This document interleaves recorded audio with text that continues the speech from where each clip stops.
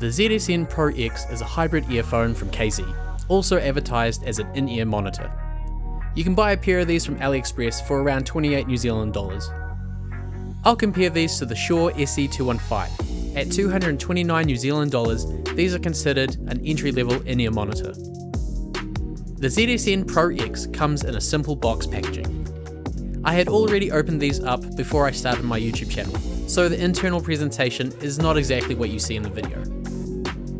The Shure SE215 comes with an audio cable, a pair of earphones, a small carry case, 3 pairs of interchangeable ear tips, as well as an additional 3 pairs of foam ear tips. In the KZ box, you'll find 3 pairs of interchangeable ear tip sizes, a silver audio cable, and of course a pair of ZSN Pro X earphones. However, you won't find a small carry case supplied with these. Both earphones sport a translucent housing, while the ZSN Pro X sports a nice plate cover in either black or gold. Immediately, the ZSN Pro X looks better with its gold flare, but could be a marketing gimmick to pass off cheaper products for a more expensive one. It's not always the case, but good to remember. The ZSN Pro X is slightly bigger or bulkier than the SE215 and also feels heavier. Both earphones have detachable cables, which is handy especially if you need to replace them. The KZ silver cable is around 110 cm in length. It has a nice braid to it, but feels kinda cheap and easily breakable. The SE215 cable is around 115 cm in length and feels more durable. The SE215 comes with a single dynamic driver on each side of the earphone, covering the full range of frequencies.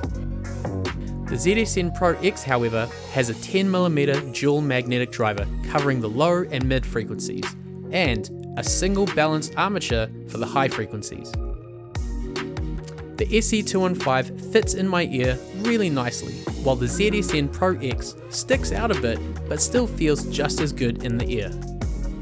I really like how hard rock music sounded in both these earphones. The ZSN Pro X also sounded just as good with most top 40 songs. At loud volumes, I noticed the mid and high frequencies of the ZSN Pro X start to overpower the rest of the frequencies, almost sounding too harsh and drowning out the lows. It's not distortion, it's just overwhelming. Electronic dance music was not as enjoyable to me because every time I hear white noise sweep or filters, it just became distracting. At loud volumes, the frequencies in the SE215 sounded the same, keeping a good, reliable balance of sound. The ZSN Pro X looks nice if you're going for that Gucci look, and also sounds good. They sound crisp and tight with some solid punchy lows. These earphones are on the cheaper end of the KZ store. Not the cheapest, but one of the cheaper ones to choose from.